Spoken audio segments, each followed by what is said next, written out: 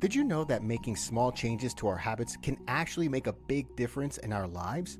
You don't have to pay attention to those crazy challenges, like how to lose 10 kilos in a week. Sometimes, even the tiniest adjustments can have a significant impact on our overall well-being and happiness. Big lifestyle changes are the result of micro habits, and the secret is to do these small habits over a long period of time. Picture your brain operating similarly to your phone or laptop. Just as having numerous apps open on your phone can cause it to slow down, there are various factors to consider that can impact your brain's performance. It's comparable to when your computer slows down with an overload of 50 apps running simultaneously. In our minds, it's the same. We've got emails to reply to, bills to pay, and the tasks on your to-do list. And that's like apps running in the background, filling up your headspace.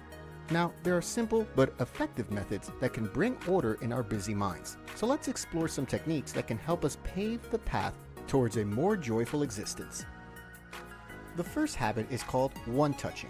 It is so simple. It's like if something takes less than 2 minutes of your time, do it right now. Things like taking the bin out or replying to a message quickly, starting the dishwasher or washing machine or paying a bill. Anything that takes less than 2 minutes, do it now. The benefit of this method is that you only touch and think about these things once. And if you don't use this method, you may be doing these things 3 to 4 times before it gets sorted. You'll be amazed by the results of this. You'll see how much of your time and energy you'll get back just by applying this simple rule. The second habit I would recommend trying to implement into your everyday life is the 80-20 rule. You may know this as the Pareto principle. It's a concept that suggests that roughly 80% of the results come from 20% of the causes. An Italian economist, Vilfredo Pareto, observed that 80% of the wealth in Italy was owned by 20% of the population. In a broader sense, the 80-20 rule implies that a significant portion of outcomes or effects often stem from a minority of inputs or causes. This can be applied in every areas of life. For example, in business, it recommends that 80% of a company's revenue comes from 20% of its customers, or that 80% of the problems are caused by 20% of the issues. This rule is a way of understanding that a small number of things can have a big impact. These numbers can change. It could be 90-10 or 60-40, for example. The cool thing about the 80-20 rule is that it helps you prioritize your goals and tasks. You focus on the things that will give you the most results and happiness first. This helps you stay focused and handle one task at a time.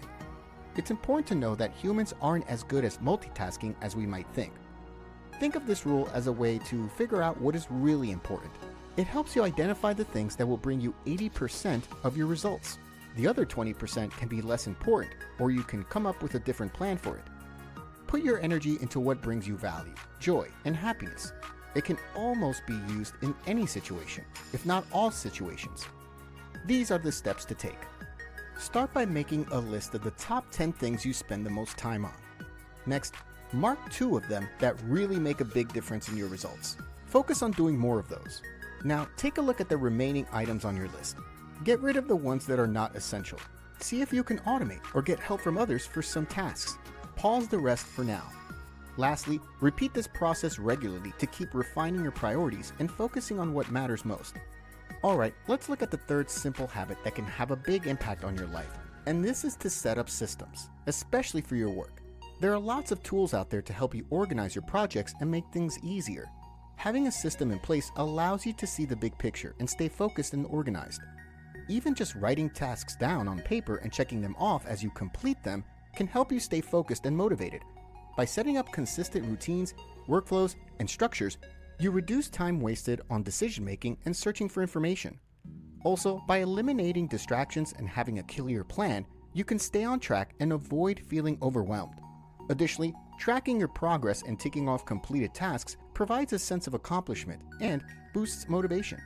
Systems help you manage your time effectively. By allocating dedicated time slots for specific tasks, setting reminders, and utilizing scheduling tools, you can ensure that you prioritize important work and minimize procrastination. Efficient time management leads to less stress and increased productivity. Remember, implementing systems doesn't have to be complicated or rely solely on digital tools. It can be as simple as creating checklists, using calendars, or setting up physical filing systems. Find the approach that works best for you and your work style. If you're enjoying this video and feel like you're getting value out of it, it would mean a lot to me if you drop a like and subscribe to my channel. Now, let's talk about a small habit that can bring you a sense of freedom. It's about practicing the ability to say no to things you don't want to do or don't have time for.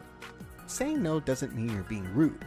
There are different ways to decline an offer, and saying no to things that don't resonate with you allows you to say yes to what truly matters in your life. It can be challenging, especially if you're someone who likes to please others, like myself. But once you start doing it, it feels really good. If you want more tips on how to stop being a people pleaser, check out our video linked in the description below. The fifth little action you could take to feel better is to pay attention on what you eat and how it makes you feel. Many people don't pay much attention to what they eat and how often they eat, or even how much they eat, which can lead to health problems like heart disease and diabetes. Learning more about food and exercise can have a significant impact on people's lives. It's not complicated. You just need to understand what your body needs and be aware of things that aren't good for you, like sugar or fast food. You don't have to be completely avoiding these things, but be aware of the consequences and act accordingly. For example, if you eat cake at a birthday party, it's fine, but don't eat a dozen donuts and have fast food for dinner on the same day.